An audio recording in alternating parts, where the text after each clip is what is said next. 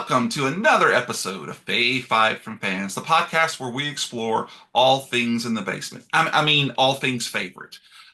Today, as your ever enthusiastic host, I am so excited to have the the pillars of the podcasting community in my eyes, Hope and George from the Fright Club and from madwolf.com. Guys, thank you so much for joining us. Welcome. Thank you. Thank you. We always Glad to love be to here. be That's on your right. show. No doubt. Thank you. You guys are the best. And this is our bookend episode. You guys just had me on the show where we talked about horrors in the attic, which went really well. We only had one real crossover, so Right. I absolutely love that. But now we're going to go into the depths and talk about basement horrors. And there are some good basement Mhm. horrors. And I got to say right off the bat, can't believe I didn't think about From Beyond for this one as well, because there's the whole scene where they're swimming and the big thing gets some anyway. But we'll do that later. So watch the first episode about attic horrors over at madwolf.com, and you guys do like Apple Podcasts and everything else, Yeah. right? Yeah. Yeah, And that's then it's on all the apps. It's on YouTube. okay. There you All go. the socials were Mad Wolf Columbus on the socials. Yeah. Yeah. So we'll have all of that too at the end, and it'll flash and on all of that. Why are we doing basements? Because I love to be on your show and I try to invite myself over as much as possible.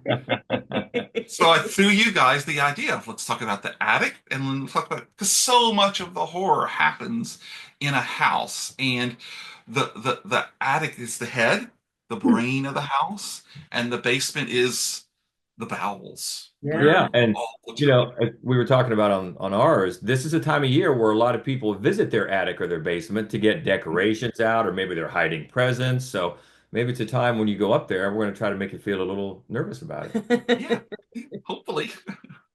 Well, if you guys are ready, I am just ready to just dive in Yep. because I know you guys have some honorable mentions. So throw them out. What I've got. Well, the first one is The Conjuring. Um, Of there's a course. lot of terrifying things that happen in that basement in The Conjuring, and it's one of those movies. It's a proper haunted house movie. They do it so well, and that first time where she is trapped inside the basement with the clapping of the hands. I mean, everything else that goes on down there, the whole movie, all the scary stuff happens in the basement. Well, not all of it. There's a bureau, but Yeah. it's just really well done. It's like a really proper ghost story horror movie set in a basement. So that was a great one. Also, Wes Craven's People Under the Stairs. Oh, That yeah. scene, yeah, that whole movie is in their basement, and they do a great job with it. Psycho's got some great, Oh, yeah. yeah, One very big one. Yeah. yeah, yeah. Hitchcock, he knows what to do with small enclosed spaces where you're not supposed to be. Yeah. Also, Cabin in the Woods, right? Of That's course. where they stumble across and they have to pick whatever it is that they're going to pick, and that's the ghouls that are going to come for them. So that's a great one. And then also one of the scariest movies that I've ever seen in my whole life, Blair Witch Project. You only get Oh, one shot in a basement, but it's It's a a biggie. keeper. Yeah. So did those not were even all. think about that one. You're so Yeah. Yeah. right. Keeper. Oh, So those that's were a our good. honorable mentions. What are yours, Jamie? Well, I have two. First of them, the one that we just talked about, the cabin in the woods from 2011. The basement scene is, and I'm not talking about the basement of the facility because that basement is just a whole world onto itself. Yeah. Yeah. Same thing. I'm talking about the basement of the cabin when unknowingly they have been gassed and fed and all of this stuff to go down into this basement, and it is literally a supernatural death catalog where anything you touch leads to your death. And so they eventually, I think it's Dana cracks open the journal of the Buckner family, and because what else do you do but read the Latin passages, What? and therefore they Oh. That's they seal right. their yeah, it's like come on, really? You are So out literally crawl in the a cabin in the woods. Please don't read right, Latin from a book. right. Have they never seen Evil Dead. Come on. So it's so cool because it's got all these tchotchkes in it. You could have picked Merman, which is a whole nother thing. Eh, But I love the fact that not only is this thing super, super creepy, but they also unknowingly pick their own doom. And yeah. I just thought that was a brilliant piece of writing and an incredibly spooky basement. Yeah. So the bottom line is the basement is a choose your own apocalypse showroom, and those kids just pick their poison. So for my other honorable mention, staying down to earth, I have chosen the Rocky Horror Picture Show. Uh, Okay, it's got horror right there in the name, so it's gonna, again, honorable mentions. It's my show. I could squeak it in if I wanted to, Yes. but all of the good stuff except the time warp happens in the basement laboratory. So first you get where he unveils his piece de resistance, Rocky Horror, and his gold-haired, gold speedoed god, and then you get the fact that Eddie comes out, and you find out that Eddie's mad because he took half the brain and gave it to Rocky, and then he kills him, and then you've got the climactic floor show where he turns everybody into statues and dresses him from the new Fredericks of Hollywood catalog. Love the horse movie. It's so much fun. We've gone and seen it a couple of times live now.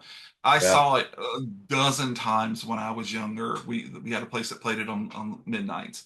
Love the horror in that basement. So there you One of go. our favorites. Those are my two.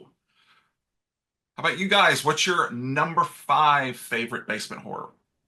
so the Amityville horror seemed like an obvious Yeah. must have Yeah. because and it was the first, although there was a movie that came out in the 1970s called Don't Go in the Basement, and I remember not watching it until many years later and thinking to myself, if they'd just gone in the basement, they would have taken care of this whole thing in Act One. But I feel like a lot of the idea of basement horror was either come up with or just epitomized by the gateway to hell that's in the basement of the Amityville Horror House, and it's incredibly creepy, and I think even in most of the sequels, which most of them are awful, and then also in the remake, the idea.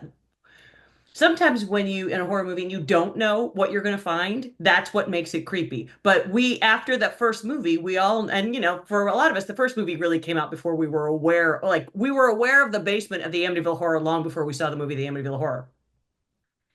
If you know what's down there, it's actually just as scary because you're like, don't go down there. Like it's the gateway to hell, people. Get up those steps. So that was why we had to go with that one. They keep going down. I don't Do. get it. Us here in Louisiana, we've only seen basements on TV. Oh, that's right. Actually, Yeah. we might have an indoor swimming pool that we put in basements. But no, that's a great pick. And again, the attic to that also plays a part. That whole house is like, well, I am going to parry that with my number five, which actually is the basement of a church, not a house, and it's 2001's Jeepers Creepers. Oh, You want to talk about a living terror when he slides down that tube to go into the basement of the church. And not only is there a dying man who's like all stitched up, he turns and looks around, and there's bodies sewn into the walls and the yeah. ceiling. And this thing goes back like 200 years. And you find out this is not just your average ordinary serial killer. This is something much worse. And it kind of, when they finally manage to escape, okay, and then they get to the police and they tell them it's like a Sistine Chapel of serial killers in there. Um, it comes back to you at the end of the movie. And I love the fact that Justin Long was so genuinely scared in that movie. And that basement was just the creepiest things because it's not the spider webs or the dark parts of the attic that you don't see. It's the actual walls and the ceiling. And it's just ick is all I can say. It's all I can say. And they had a good right to be scared of the monster, the Jeeper Creeper, because I mean, not only does he do all of this and get away with it, he actually is able to get a registration and a private Right. license plate for that car. And I'm like, Right. this guy can do anything. Get away from Right him. place. Yep. That's right. I want to So see I driver's love license that plate. one. That's a lot of fun. But you guys, you're familiar with it, I'm sure. Oh, Yes, yes. yeah, of course. Yeah. And it is fun to see, Justin Long's the beginning of his career as a Scream King. And it's a movie that I think nails the sibling rivalry pretty well. Like they Oh, seem yes. like they really are irritated with each other in the way that only siblings can get. Yeah. Yeah. Wow. Bravo. All right. Well, let's hear what is in your number 4. Number 4 from 2016, I believe, is Don't Breathe, where Oh, some wow. stupid kids try to rob Stephen Lang. First of all, that's a bad idea. Yeah. Stephen Just look Lang at the guy. as a blind man, and still a bad idea. And it's tense and fun up until, the basement. But then when we get into the basement, we find out what's really causing him to defend his turf so vigorously. It has nothing to do with any kind of money Right. Right. or treasure down there. And it takes a It turn. does take a It takes turn. a serious turn once we get down there. It really does. And I can't imagine that anybody, certainly we didn't the first time we saw it. I can't imagine that anybody saw that No, coming. no. And it's not just that it was horrifying, it was terrifying. It gave Stephen Lang the opportunity to just really Oh, bring some depth to that character because then you're like, what in the is wrong with this guy? Yeah. And there's a weird tenderness in every horrible thing he was doing down there. You're like, oh, you're just not wired right, sir. And yeah. and there are moments of and I mean there's real raw emotion happening in there and real panic. And I think that makes a lot of the moments, like the comeuppance moments, like ring louder. You really are like, oh God, thank God. It's incredibly tense and well made. Well, one of the reasons it works so well as a pivot is because how well it's done setting up what we thought this movie Yeah, was. yeah. We thought it was just a home invasion. They want this Money. and this is what we're going to do. We're going to fight back and forth. And then, oh, I got something else for you. And you're just so taken surprised by the pivot that it really just worked. It works so well. And then, of course, once the turkey baster comes out, and then you're like, what? Then it really gets uncomfortable. Yeah. And you're like, no. None of that, No. please. None of that. So that's Wow. an That's eventful bravo. That's a good one. Yeah, that's it. Don't breathe. I love that. Well, I am now going to come back with one that I'm sure you guys, if it's not on your list, it almost made it. 1991's The Silence of the Lambs. Oh, that whole scene, the way that they use the darkness after Clarice comes to Buffalo Bill's house and he basically just brings her. First of all, the setup. Yeah. Where you see all the FBI coming and and you think they're fixing to bust in and you find out they're at the wrong place and she's here brilliantly with done. the real killer. Yeah. And then when he brings her in and he kills the lights, and of course he's got his goggles on, but she doesn't. And just the way that Clarice, you feel for her because you know she can't see. Jodie Foster's face is just showing you every bit of horror, and he's really not hunting her yet. He's just watching her. Mm-hmm. He wants to build that terror and build that terror. And then you hear that click, that one little click of him pulling his gun back, and boom, Clarice is on it. She spins, she shoots, she just again and again, and then, and then you find out all of the other horrors that are down there. the suit he was making from Rumi girls, and Catherine, in the basement of the basement down there, Yeah. just so much, and the moths, those just gave a whole nother, like, just hearing that little bit of flap when it came through. It was a basement, again. I would no, no, no, no, no. I don't. Nope, nope. So sorry, babe. Good. See you later. I'm gonna call this one in and then leave. Yeah, that's actually was our next one. That It was our was. number It three. was our number three. Yeah, Yeah. and one of Hope's absolute favorite movies. Yes. And it actually, we've seen it so many times. I ended up after a few times laughing at the one moment because when Clarice first comes in and finds her down in the hole and just says, "You're safe." Is she? Come on, girl. Do you know that? Yeah.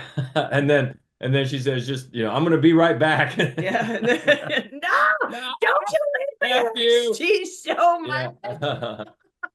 Oh, that's fun. Yeah, Yeah. Oh, that Patrick movie is so well done. It really Demi is. just crafted a masterpiece. Yeah, he did. Yeah, Just every scene in the movie is just perfect. It's just the elevator scene when she comes in from running, and yes. oh man, it's all just so well done. And I had to go back and look at Red Dragon to make Yeah. sure that scene where he's dead and it's on fire. I thought it was in a basement, but it wasn't, because I sure was going to put that in there.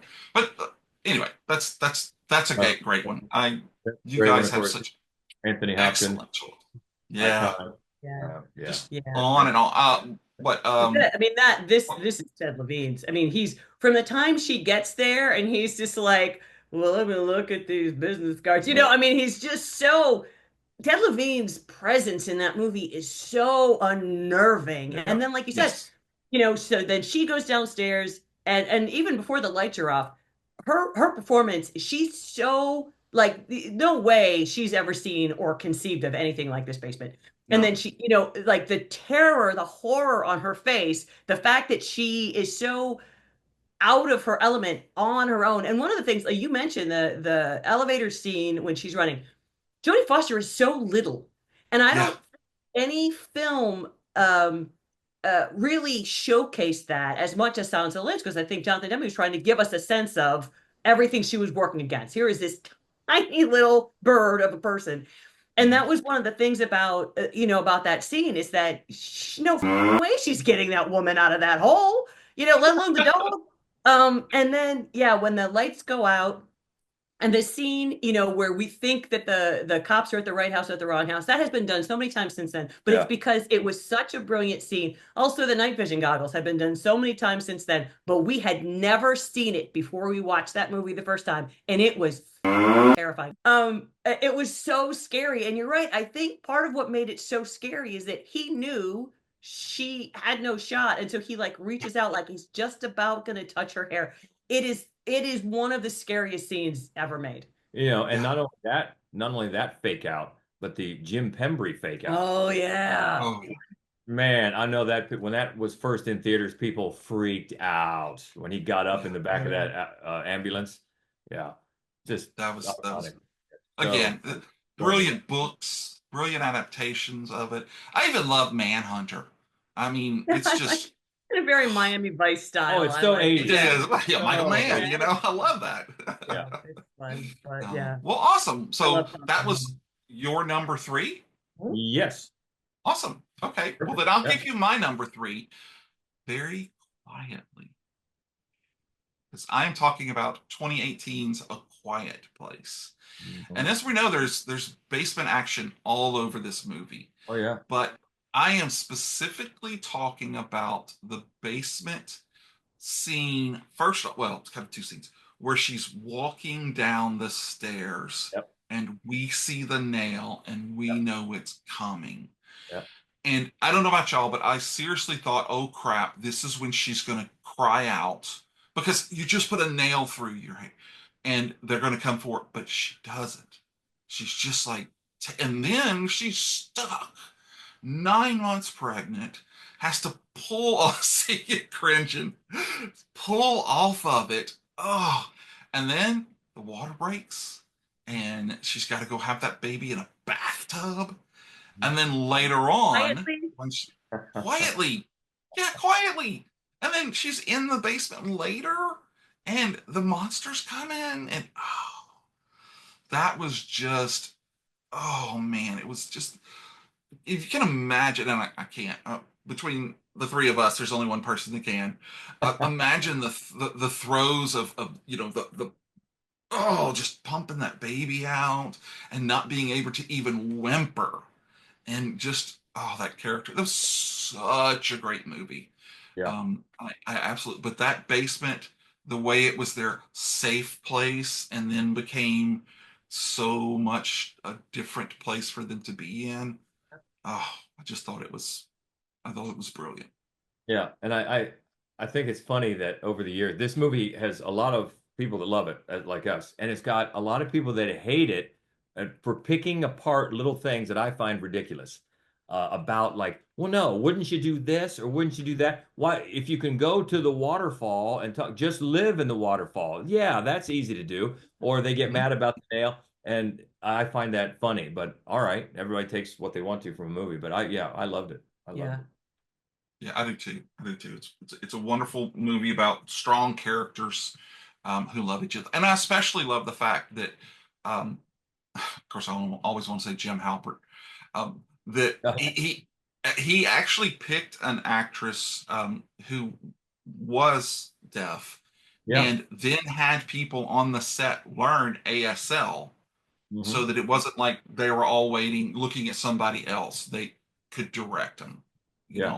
know. Just a brilliant, brilliant move and a Yeah, and we brilliant were movie. when the sequel came out, we were surprised. We had to go to when the sequel came out, they were having one critics pre-screening in the state of Ohio, where we are, and we're in Columbus, and it was going to be in Cleveland. So they gave us the option, hey, do you want to drive? So we did, and we had no idea. John Krasinski showed up. He was there. He picked a few of these to go to, and as the rep from the studio told us, don't go anywhere at the end of the movie because we're like, what? And then we thought he was kidding. And then here comes John Krasinski to answer questions. It was awesome. It It was was great. great. Yeah. It Yeah. was great. Oh wow, I can only imagine. That was That so was fun. cool. That was fun. Wow. Yeah. He tells a great story when he was trying to go see her in England. And Yes. yeah, oh, I love that story. It's so Yeah. funny. They The one find where, yeah, the guy at the airport. airport was like You're a Yeah. man. angry that he was very heavily blunt. Oh, that's cool. I know how Well, he this is a feels. part of the show then where we're going to take a quick break and we're going to talk about all of the wonderful things that you guys have going on, or more importantly, the things that Hope has going on. Yes. Because, You've got some exciting things going on. Yeah. yeah, that's it. That's it. So, what's going on y'all's neck of the wood? So I have a new book. Uh, Oh, yeah, Killer Pictures, and you can get it wherever you buy books. That's the first And one. that's the first Bruce, book. thank you. Thank you, Roost. This is still available. Killer Pictures is out, and also this is the first time we're really saying this. So you can get Blu-rays of our movie Obstacle Corps coming very soon. It'll be in the next couple of days. You'll be able to get it on our website. So awesome. Features a commentary track that we did Oh, with our cool. son, who's one of the stars, yeah. where we just watched it and commented Yeah. along the way. So that's fun. Yeah, So, and the short, the proof of concept short is also on there. And while we were filming, the news came out, so the news report about our movie is on there and some behind the scenes stuff. So pretty fun. so great. I So that's love that fun. movie. Thank you. Thank you. And then I it was think, and I don't know if everybody got one, but my tag for the marathon is number one. Is Oh, everybody's number one? no. No. Everybody got a Really? different number. So you got the first one. There Is you the go. first one? Yeah, I and thought it would then be Seth. we've got a lot of short film. We haven't done another feature since then, but we keep doing several short films, and they're almost all of them, except for the latest one that we're going to put in film festivals here in 2026. The rest of them are available on our YouTube channel, Yeah. Mad Wolf Columbus. Mhm. So there's what, seven or maybe seven on Yeah, there, I short think, films? yeah, at least. Al Fresco isn't on there yet because Okay. we have one that's still in festivals and we have one that's just about to start the festival circuit. So those Oh, two okay. aren't. Bunch of There them are on are there. at least 8 Yeah. that are on there right now. Yeah. And Wow. And then we have, as we mentioned in our podcast that we just recorded with you, Hope is starring in a movie that should come out in 2026 called The Pumpkin Lady. She is the Pumpkin Lady, I am the which should pumpkin be lady. fun. So that'll be, don't know for sure yet. It's not It's still in post. still in post, yeah. So that'll be in 2026. And then we can I'm just in it. We didn't write it. We didn't No, direct no, it. It's no, not she's one just of in it. ours. I'm in it. Yeah. And then we continue our Fright Club film series and podcast here in Columbus the second Friday of every month at our local Gateway Film Center. We show a film and record a podcast. The next one is going to be December 12th. The one a year that I get to pick. We're showing a Christmas horror story, which is awesome. It's an anthology that comes together. You got Santa and Krampus. You got William Shatner, the whole bit. It's great. We're going to show that on December 12th, and then we're going to do a podcast about our favorite Krampuses. In Yeah, horror. That's awesome. That's the latest. I'm going to make it one day. I'm going to Yay. make Yeah, it. oh, yeah, absolutely. And that's once a month we do that, and then every Friday we record another podcast called The Screening Room, where we review all the new movies that we saw that week. So not horror movies, Just any movie. Yeah, because we're film critics. Yeah. So just So all the that stuff we comes saw. out every Friday on YouTube. All the new releases. Yeah. Yeah. Keeps us And busy. of course, you got Georgia's golden voice coming across the waves all the time. Yep, You I know? work in radio every day, and then I get to do the audiobooks. Every time she writes a book, I That's get to do right. the audiobook. So I work because I work cheap. Well, that is brilliant. I'm so there's so many cool things that you guys do. Okay. And again, I don't want to embarrass you, but you guys are really the reason that I started this. You know, I love That's listening to Fright Club, and it was not one of those things like, oh, I could do that. It was like, oh man, could I do that? And Yeah, and you do it very well. 201 episodes later, 6 years, and I've done it. It's amazing. Yes. You have done it. We really enjoy. I mean, Oh, yeah. you do a great job. Great with your job. You podcast. made You it do- your yeah, own. Yeah. Yeah. They're for fun. sure. They're funny. They're very upbeat. Mhm. They're and they're informative in not a way that's like it's just in a really fun way. You end up. This is what we love the most when somebody listens to Fright Club. They say, "I wrote down stuff I hadn't seen before," and that's what happens every time we listen to yours. And they're not always horror. So a lot of times it's stuff I don't know anything about, and I'll be like, "Oh, that sounds awesome! I should find this." So we love your podcast. Plus, over the years, you've given me a chance to talk about Evel Knievel and the Flintstones. The Flintstones. Do you know the Flintstone episode is like in the top 3? Oh, I owe myself a quarter. It's in the top 3 streamed episodes of all time. The Flintstones. Yep. It's right up there with post-apocalyptic movies. I can only say yabba dabba do. Oh, now listen, Hope, you and Tina should talk because you guys, y'all both are in the same club with me. And it's horrible. Wow. Well, that's exciting. And so books, you can get your books on Amazon. Yep. Okay. Cool. Well, we'll have all your links and everything on here so that people can go. And do you ship to Hungary? Because that's where the majority of my audience is. I think Amazon does. Yeah. There you They go. do. I was number 91 in Hungary for a week, so they all love me there. That's where All right, enough of that. I just wanted to celebrate you guys a little bit, and before we go into our penultimate choices, blah blah blah blah blah. So go ahead, let us know what is your second favorite basement movie. Your turn. Night of the Living Dead. Film. Oh, 68, right? Yep. Yeah. 68. Yep. Okay. Yeah, and what Romero does with that basement is incredible because it starts off you're outside and there's no safe space because you're outside, and then she finds this farmhouse and it is a farmhouse, and so the idea you're starting to think, let's get more and more enclosed. Let's get with the safer, right? The more enclosed we are, the safer we'll be. But then I am claustrophobic. And so right away, I'm like, we're not going in that basement. We're not going in that basement. And I was correct, by the way. You should not be going in that basement. Like everything that has happened out. And it's also a microcosm, as I think the film is trying to explain, a microcosm of society, what is happening in that basement right there. It's terrifying. It's terrifying. And everything about the movie is so smartly done.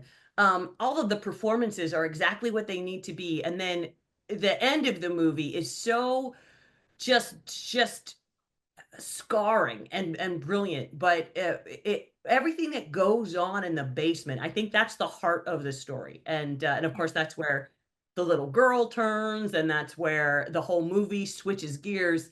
But it's the basement is it's an unsettling kind of horror that is different than the zombies. It's different than what's happening outside. There's something more personal and identifiable with the sort of power structure that is struggling in the basement. Um, and I just and again, it's very enclosed. It's a very claustrophobic kind of a terror. Hmm. So Yeah. love. Yeah, you One can just feel it 100% agree with you closing so in. Yeah. much because, oh, I'm sorry. No, I'm So just much. saying. It's a match. It's win number two. That was yours too? George. Yeah, that's mine too.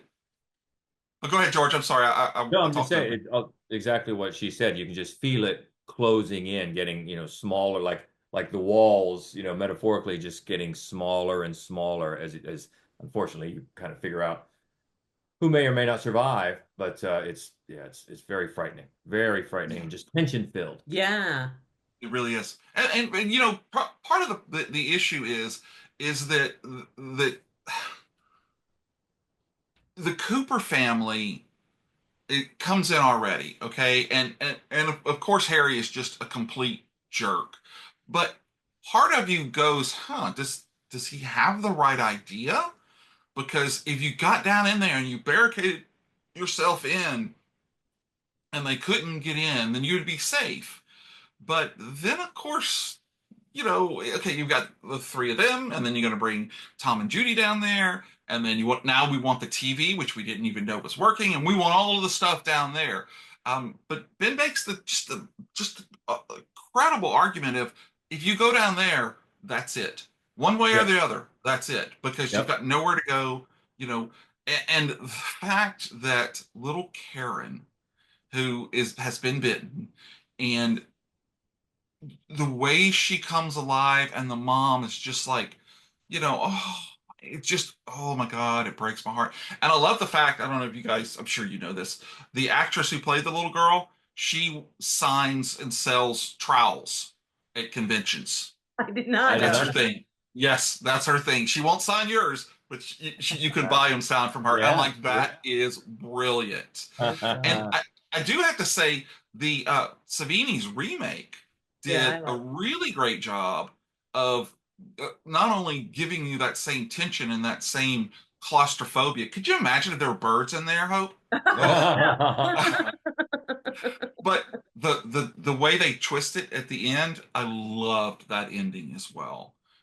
Just so good, so good. So Yeah, it we must be great because that's why we matched. that's Right. right. It's a That's match. right. We got to meet Judith O'Dea actually at a Oh, con at one point. She's just a pip. She is. She's oh yeah, adorable.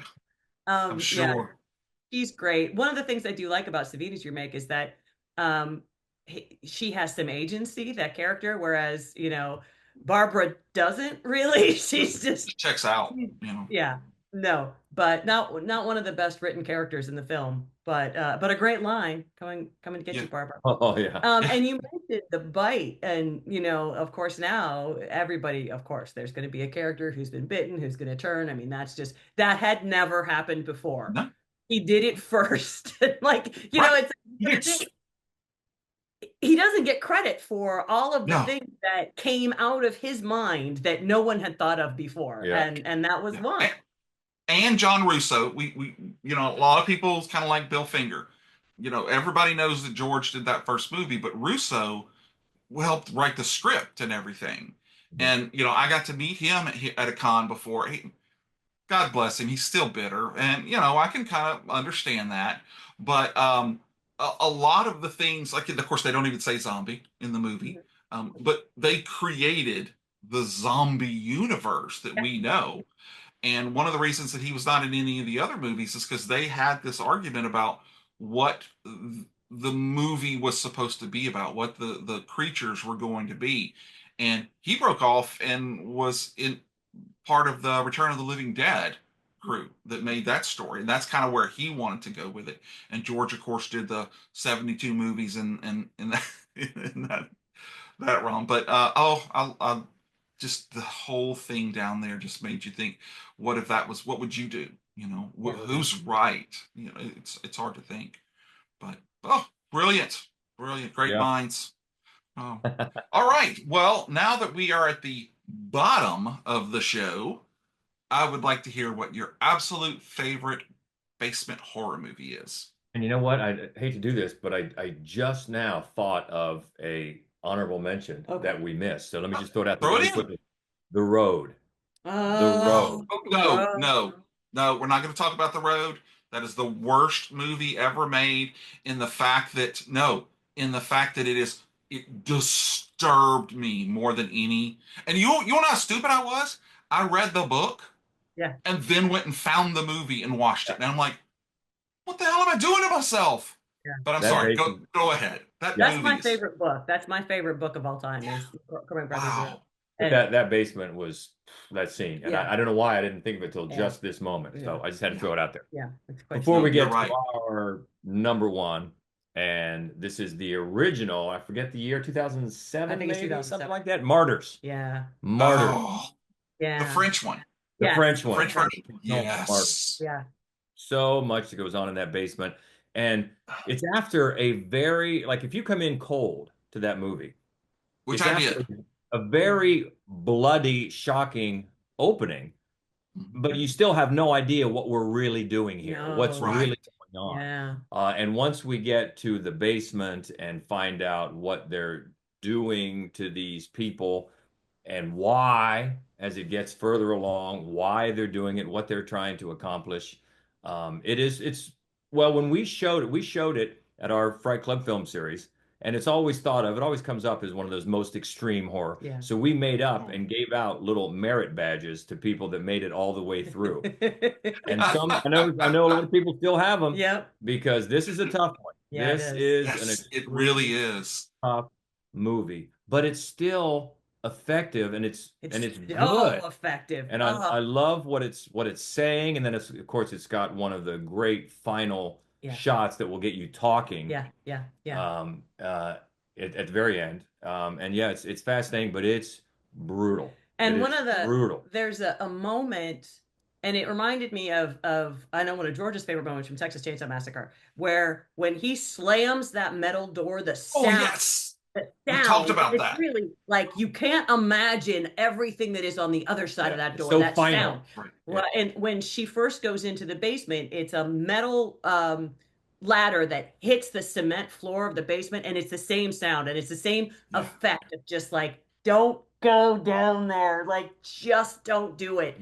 And yeah, it's I think my favorite sort of subgenre of horror is the extreme French horror from the early 2000s, and this I think is the best of all of those movies. It's just the imagery and the way that the story unfolds. It's fascinating and horrifying and terrifying, and just brutal. And that basement. Whew. Yeah, and then there was a remake a few years later, which is not as good. No. The only thing I give the remake credit for is they tried to do their own thing. They changed the ending, which is okay. Doesn't work as well, but at least I give them credit for trying. It's a bit of a pulled punch, but the first one is the way to go. Oh yeah. Just the concept of what those people are trying to accomplish in that basement. When I got to that point, because like I said, I didn't know anything about it. And Hope, I love you, but French horror for me is so hard to watch because I watch all of them with subtitles because you hear so much from their voice. Oh yeah. I don't know what it is, but the French voice in a horror movie to me is just like, voulez-vous avec moi? Except for high tension. Blasé about things. Interesting. Yeah. Except for high tension. Yeah. That I love. That's a good one. Yeah. Yeah, that's a good one. Okay. All right. Well, I didn't know that about you. Martyrs, our most horrific basement. What's yours? Well, okay. We talked about this early on. We do not have basements in Louisiana. Right. Okay. I knew this was going to be it. I knew Oh, I'm From 1981, it is Lucio Fulci's The Beyond. Okay, so first I'm going to tell you right away, the main thing that brought me to this movie was the fact that so much of it was actually physically recorded in Louisiana, in New Orleans. There's the scene where the blind lady and the German Shepherd are on the Causeway Boulevard and there's no cars anywhere. I've driven that thing 100 times. Okay, it pulls me in, but there is no way in hell that there was a basement under the Seven Doors Hotel. Not only if it was, maybe if it was up in North Louisiana, maybe so, but that close to the bayou? No, no, no, it wouldn't happen. So if you suspend that, which 90% of the watching populace don't know that about us, I mean, we have to put our graves above ground in New Orleans because they'll just literally float up. If you do that, then you will love this movie and this basement. So it starts out in 1927 when an artist slash warlock, which there aren't enough of in today's modern art, uh, he is painting a room, painting in a room 36, and of course, the people with pitchforks and flames come in for him, but they don't realize that the painting and his thing is to block one of the seven gates of hell. So they take him down and they crucify him to a wall in the basement and then cover him over. Well, they cover him in lime, first of all, which is just, you don't see that enough in horror movies. But where, where am I coming with this? Anyway, they drag it down and lose it. So then later on in 81, when all hell breaks loose, the new owner, Lisa, begins the renovation, unknowingly unlocking that. Okay. And so when the basement, it becomes so much more than its space allows. It's a labyrinth that leads you into different places, and eventually it crosses over into the beyond. And by opening that gate, the what you're going to pull away from it is the fact that everything is going to come through there, and now our Earth is just going to be another hell. And just Fulci's the way that he does this film, the way that he does capture really well is how muddy it would be down there, and it's you just don't understand. Up in North Louisiana, we have red clay dirt, but down here it is just this black, viscous. It's got roots and it's got moss and it's got all of this. And that movie, especially near the end, does a very, very good job of showing that. So love the basement from the beyond. So I hate that I didn't surprise you, but at least you know me enough to know that movie was coming. no, that would be a So you big guys like it? Yeah. that would be a big point of order if you live there and like, wait a minute, but just push that aside and still enjoy it. So yeah. Exactly. And that's what you have to do. But that happens. Everyone who watches TV thinks we all take a P-row with our pet alligator to go to work and we all eat, eat crawfish and stuff all day long, which a lot of people eat crawfish and shrimp all day long. But when you see a basement no, baby. There's no basement. Well, That would be a true horror. if you are watching a Lucio Fulci movie, any Lucio, and Yeah. you're really picking nits about realistic depictions, I mean, you Yeah. just need to pick another filmmaker. Yeah, you do. And I You do. think, I do love that movie. One of the things I love about it, which is one of the things I like about a lot of Italian horror, is that it's all dubbed, and that the dubbing is so terrible. Yeah. It's like, because it's the fact that I mean, some of these actors have Boston accents pretending to be from the south of the United States, and then there's like, oh, the accents are so terrible.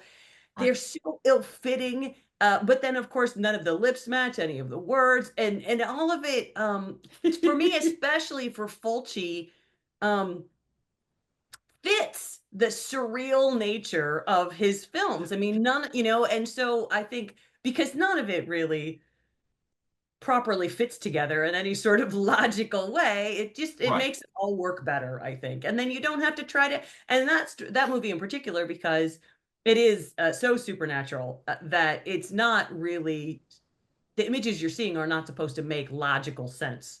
Right. And so I think of all of his films, that fits together best in The Beyond. Yeah. And the dubbing is done by the same four people in every Italian horror movie. You know, it's the same four people. I swear. I've been on a big Giallo kick right now, and it's the same voices all the time. And you know, one of the interesting things from watching some documentaries I found out is that a lot of Italian horror movies not only had Italian actors, but they also had American actors, and then they had some usually from, say, Germany or France, and a Mhm. lot of those did not speak a common language.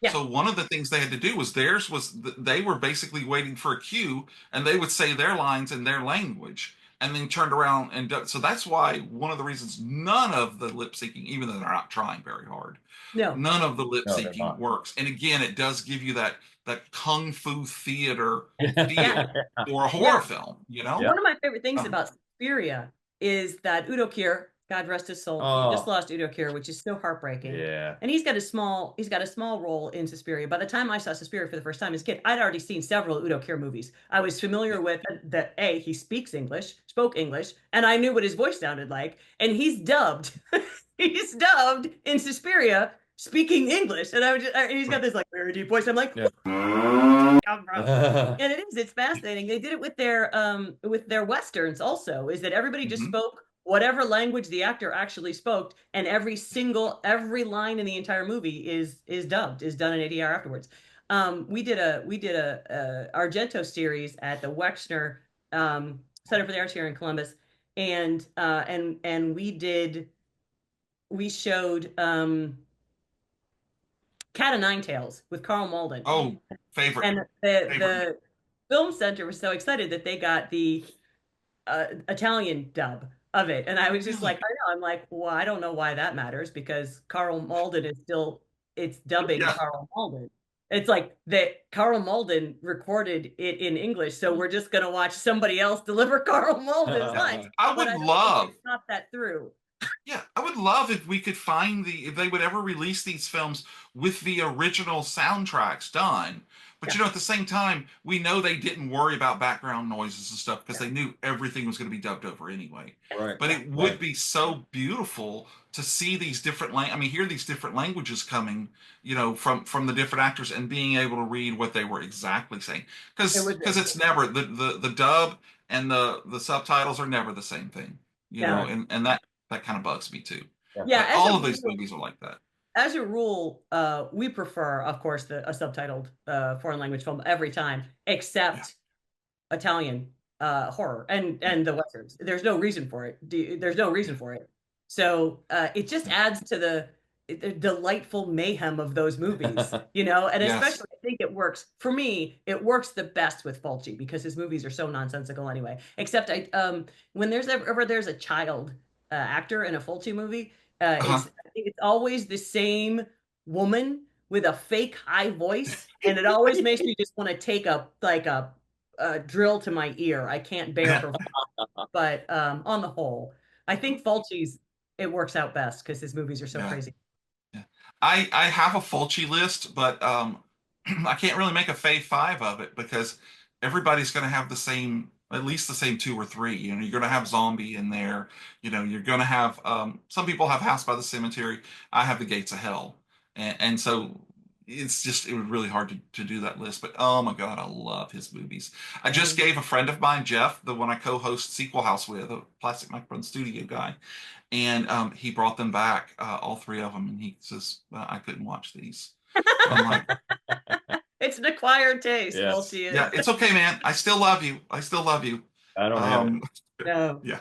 Not my Oh, bag. no. no, I love it. You and I could sit and watch them, Hope. All He right. can watch old Flintstone episodes. All right. Um, Guys, I cannot tell you thank you enough for doing this with Oh, me. glad to Not do just it. this episode, but having me on yours. It just Oh, makes my yeah. heart happy. So, Awesome. thanks for taking the time to make both lists Yeah. and for making time today. I appreciate you. You are Oh, more than yeah. welcome. Thank Yeah. We you. appreciate you. It's so fun to be Yeah. on your show. It's It so is fun to fun. have you on our show. We love it. Yeah, I do too. We got to keep doing more. I love this. Yeah. So, and also, I want to thank all of you out there for watching this episode of Fave 5 from Fans. We hope you enjoyed digging into our lists of basement movies. I'm just full of the bad puns. If the episode resonated with you, here's how you can help. Go find us on social media. Go find us on YouTube. Give us a like. Give us a subscribe. Leave a comment. Tell us what we got wrong, what we could do better next time. I can't grow hair, so don't bring that up. Your feedback generally helps us grow and get out there. Part of the Plastic Microphone Studios network. You can come on there and find this show. You can find Complete Disarray with Jamie Ray. There's the Average Home Theater Reviews. There's Red Dog Terrain. And like we said, there's Sequel House. So come check us all out. Find us on all the social media platforms, even the Blue Sky, just for you, Seth, where we continue conversations. And dude, he's really literally the one reason that I stay on Blue Sky. So we've got more episodes coming your way. So we'll catch you next time. Speaking of which, new episodes come out every Friday. Except when they don't. Hope, I really expected more from you. Okay, sure George told you to do that. So be sure to subscribe to us so you can catch all of the new episodes. And remember, folks, it may not be the best. It may not be the most popular, but if it's your favorite, then that's good enough for us. Thanks so much for joining us. Hope, George, take us out. Stay frightful, my friends.